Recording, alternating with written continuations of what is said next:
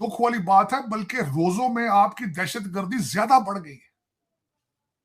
रमजान के अंदर दहशतगर्दी मजीद बढ़ गई है। ये आपका इस्लाम और रमजान से मोहब्बत का आपका ये देखिए इजहार किस तरह है। पर हमले के बाद दहशतगर्दों ने नौशकी में भी एफसी की बस को निशाना बनाया, जबकि खैबर पख्तूनख्वा में पिछले 48 घंटे में दहशतगर्दों ने पुलिस को मुतअद्दिद शहरों में निशाना बनाया है।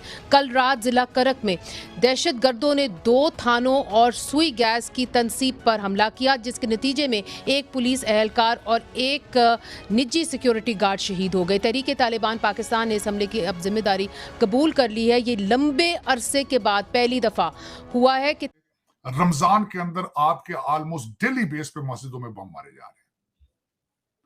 किसी दूसरे इस्लामिक कंट्री के अंदर ये नहीं हो रहा है, किसी दूसरे कंट्री के अंदर,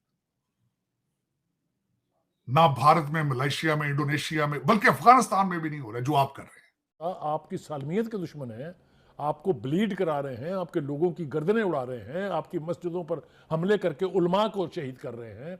जय हिंद दोस्तों, मैं महेंद्र शर्मा स्वागत करता हूं पाक मीडिया की एक और लेटेस्ट डिबेट में, जिसमें कैसे डिस्कशन किया जा रहा है कि पाकिस्तान के हालात अब ऐसे हो चुके हैं कि रमजान के महीने में एक मुस्लिम मुल्क होने के बावजूद भी कैसे बम धमाके आए दिन मस्जिदों पे होते रहते हैं, और कैसे पाकिस्तान के हालात अब अस्थिर होने लग गए, क्योंकि बलूचिस्तान जैसी मूवमेंट भी अब पाकिस्तान में उठने लग गई है। तो कैसे खंड खंड वितरित होने को पाकिस्तान अब आतुर हो चुका है, क्योंकि लोगों में बिल्कुल भी कुव्वत नहीं बची है कि वो कुछ भी सोच समझ सके। क्योंकि आज के समय अगर देखा जाए तो पाकिस्तान अपने ही कर्मों का भुगतान कर रहा है, क्योंकि इनके पाले हुए आतंकवादी आज जब दूसरे देशों या बाहर कहीं भी कुछ नहीं कर पाते हैं, तो अपने ही देश में ये एक दूसरे पे फूटते रहते हैं। और इसका नतीजा ये सीधा सीधा निकल रहा है कि आज मस्जिदों तक भी रमजान के महीने में बम फूट रहे हैं और इंसानों को मारा जा रहा है, सिक्योरिटी एहलकारों को मारा जा रहा है। तो इसका नतीजा सीधा सीधा खुल के सामने आ चुका है। तो पहले दोस्तों देखिए डिबेट, उससे पहले मैं आपसे रिक्वेस्ट करूंगा, चैनल पे नए हैं तो चैनल को सबसे पहले सब्सक्राइब जरूर करें। दोस्तों चलते हैं डिबेट में।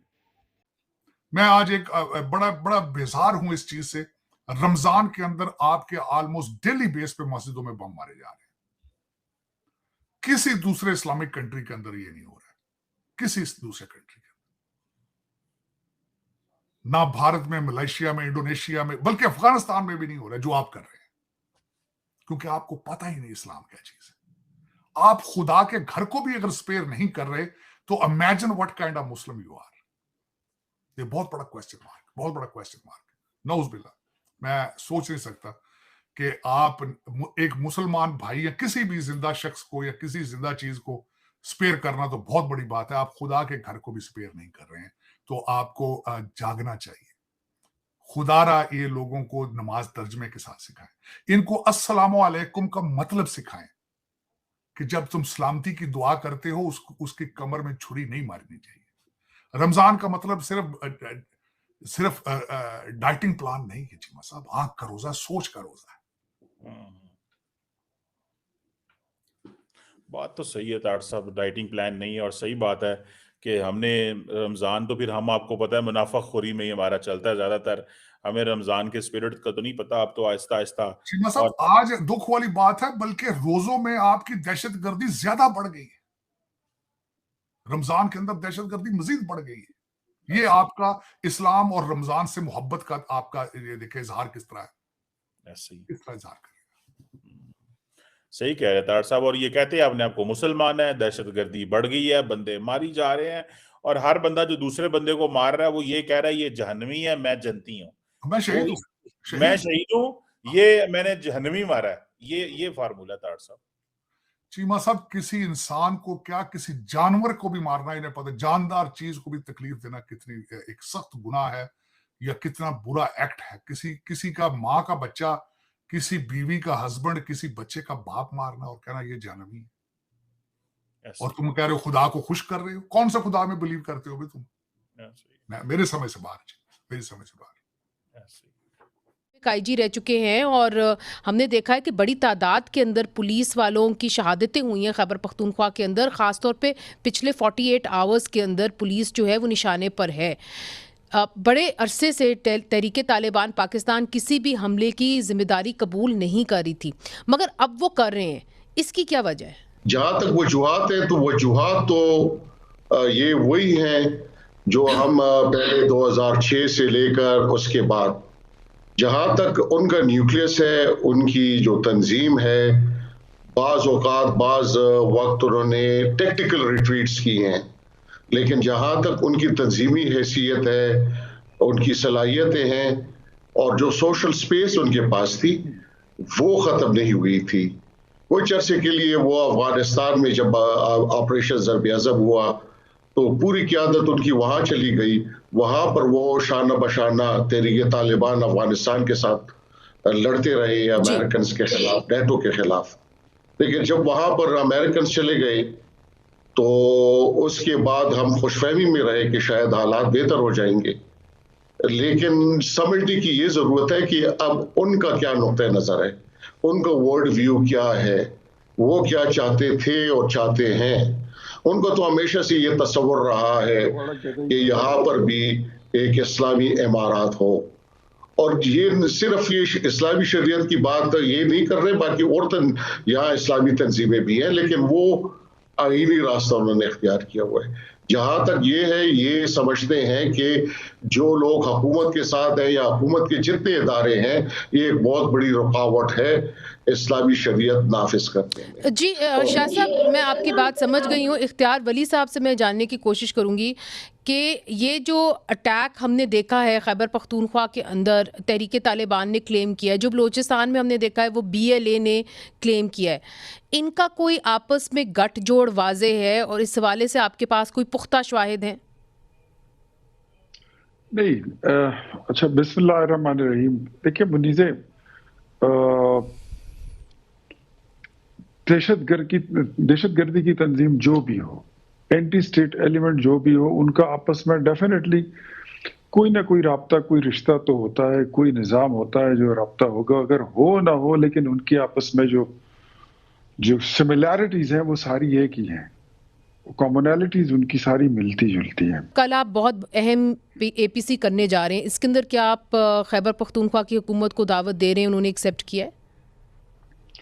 देखिए, इसमें चीफ मिनिस्टर्स हैं, तमाम चीफ मिनिस्टर्स को उनको भी बुलाया जा रहा है, और तमाम पॉलिटिकल पार्टीज के जो जिम्मेदार हेड्स हैं उनको भी बुलाया जा रहा है। उसमें वहां पर बैठ के बात करनी होगी। यहाँ पर खैबर पख्तूनख्वा में आपने ये भी देखा होगा कि खैबर पख्तूनख्वा के एक ऐसे बदकिस्मती से ऐसे बंदे चीफ मिनिस्टर हैं और एक ऐसी पार्टी के पास हुकूमत है जो फॉरेन पॉलिसी भी खुद बनाती है, जो कहते हैं कि हम तो अफगानिस्तान के साथ डायरेक्ट बराह रास्त मुज़ाकरात करेंगे।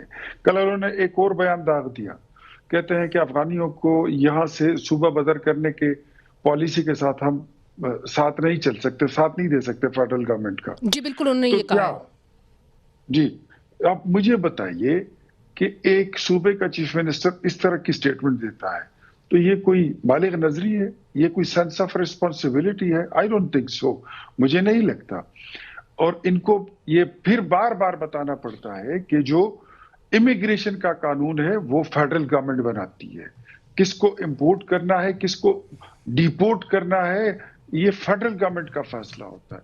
प्रोविंशियल गवर्नमेंट अगर ये सारे फैसले करने लगी तो मुझे तो ऐसा लग रहा है कि शायद खैबर पख्तूनख्वा की हुकूमत वही लिसानी बुनियादों पर, मजहबी बुनियादों पर, जोग्राफियाई बुनियादों पर, वो जो कुछ नारे ये लगाते हैं उस बुनियादों पर ये शायद इस मुल्क को तोड़ने का प्लान रखते हैं। अच्छा, ये ग्रेटर पख्तूनिस्तान की बात करना शायद चाहते हैं। तो वहां से वो बू जो आ रही है वो फिर ग्रेटर पख्तूनिस्तान वाली आती है। ये आपने बहुत अहम बात की है, आपने बहुत अहम बात की है। एंड अनफॉर्चुनेटली मेरे पास पाकिस्तान तहरीक इंसाफ के कोई रिप्रेजेंटेटिव नहीं है, मगर सैयद अख्तर अली शाह साहब आपकी जानिब देखिए, एक बात जो बार बार कही जाती है और जस्टिफाई किया जाता है कि क्यों हम यहाँ पे आफ्टर ऑल अफगान मुहाजिरीन बड़े अरसे से पाकिस्तान में आ रहे हैं, हमने 2.8 मिलियन अफगान रेफ्यूजीज़ को यहाँ पे रजिस्टर भी किया हुआ है, मगर ये कहा जाता है कि जो भी दहशतगर्द हमला होता है उसका जो सुराग होता है वो अफ़गानिस्तान में होता है। तो अब तक हम इसको क्रश नहीं कर पाए। पहले हमारी तालिबान के साथ दोस्ती थी, अब वो शायद दोस्ती नहीं रही। तो क्या वजह है कि हम इसका सुराग नहीं लगा पाए, और क्या वाकई में सब कुछ अफ़गानिस्तान से ही हो रहा है? यहाँ पे कोई स्लीपर सेल्स नहीं है? क्या हम अपने घर को दुरुस्त नहीं कर पा रहे? ये क्या वजह है? हमारी हिकमत अमली में सबसे बड़ी खामी यही है एक इसका हम लेंगे कि एक्सटर्नल फैक्टर, एक इंटरनल फैक्टर। एक्सटर्नल फैक्टर तो अपनी जगह पे है।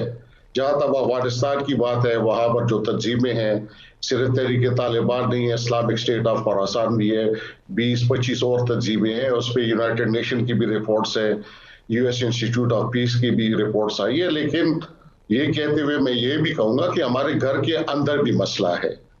हमें ये तस्लीम करना होगा कि ये जो आपने पूरी स्टेटिस्टिक्स दी और एक दिन में तवातर के साथ जो हमले हुए पुलिस स्टेशंस के ऊपर, गैस इंस्टॉलेशंस के ऊपर टारगेट किलिंग्स हो रही हैं, तो ये तो इस बात की निशानदही है और ये इस बात का अकस है कि ये तंजीम अगर इसकी एक दुम वहां पर तो एक सारा यहां पर भी है। तो यहां पर जब तक हम इस सप्लाई लाइन को नहीं काटेंगे, इस नेटवर्क को नहीं काटेंगे, तो तब तक उनकी जो न्यूक्लियस है अफगानिस्तान के अंदर है या कहीं और भी है, उसको हम गैर मौसर नहीं कर सकते। जरूरत इस बात की है कि हम अपने जो इतलाती मरकज है, जिसके जरिए हम मूवमेंट्स के मतलब इंफॉर्मेशन गेन करते हैं, उसको और मजीद बेहतर बनाए और हम डिफेंसिव मोड के बजाय ऑफेंसिव मोड में जाए। राइट, ये बड़ी आपने अहम बात कही है कि हमें तस्लीम करना होगा कि यहाँ पे भी मराकज़ हैं, हमें उनको भी देखना होगा। मगर क्या हल होगा? क्या ये एक हल है कि जितने भी अफ़गान रेफ्यूजीज़ हैं हम उनको ज़ोर ज़बरदस्ती करके वापस अफ़गानिस्तान भेज दें? क्या ये एक हल है कि हम मिलिट्री ऑपरेशंस करें? क्या ये एक हल है कि हम मुज़ाकरात करें? क्या ये एक हल है कि हम वापस जो एक नेशनल एक्शन प्लान है उसकी तरफ जाएं? तो दोस्तों, आपने देखा कैसे हालात बद से बदतर हो चुके हैं पाकिस्तान के, और अब आज पाकिस्तान अपने कुछ विकास करने के एजेंडे पे न चल के सिर्फ और सिर्फ एक ही तरीकेकार पे चल पड़ा है कि पाकिस्तान को सिक्योरिटी कैसे दी जाए। कैसे आज पाकिस्तानियों ने सीधा सीधा इल्जाम लगाना शुरू कर दिया है अफगानियों पे जो लोग रहते हैं यहाँ पाकिस्तान में, और सीधा सीधा उनको कह रहे हैं कि अब उनको कोई सिटीजनशिप नहीं दी जाएगी, और सीधा सीधा ये बताया जा रहा है कि इन्हीं को ये जिम्मेवार ठहरा रहे हैं। क्योंकि कहीं ना कहीं देखा जाए तो आने वाले समय में पाकिस्तान के हालात और बद से बदतर होने हैं, लेकिन फिर भी कहीं ना कहीं पाकिस्तान के ये लोग सोच समझ ही नहीं रहे हैं कि उनको करना क्या चाहिए, जबकि इनके खुद के पाले हुए जो आतंकवादी आज पाकिस्तान को नासूर बन के चुभ रहे हैं। तो इनकी हालात बद से बदतर होती जा रही है। तो दूसरी तरफ रमजान के महीने में भी कोई ऐसा देश नहीं है जो मुस्लिम मुल्क हो जिनमें शांति न हो, लेकिन एक पाकिस्तान मुस्लिम मुल्क है जो अपने आप को पूरे मुसलमान बिरादरी का ठेकेदार भी समझता है। उसी में कैसे मस्जिदों पे हमले, उलेमाओं को मारा जा रहा है घसीट घसीट पे, और रोडों पे इतना भयंकर तांडव मचा हुआ है कि पाकिस्तान के हालात पूरी दुनिया के सामने आ चुके हैं। और ये अपने आप के अपने गिरेबान में झांकने की बजाय सिर्फ और सिर्फ दूसरे देशों की एजेंसियों, अफगानिस्तान, तालिबान और इनको जिम्मेवार ठहरा देते हैं बिल्कुल आंकलन किए बिना। तो दोस्तों, इसी प्रकार के लेटेस्ट पाक मीडिया की एक से एक वीडियो, लेटेस्ट न्यूज और डिबेट के लिए चैनल को सब्सक्राइब जरूर करें। दोस्तों, जय हिंद, वंदे मातरम, भारत माता की जय। दोस्तों।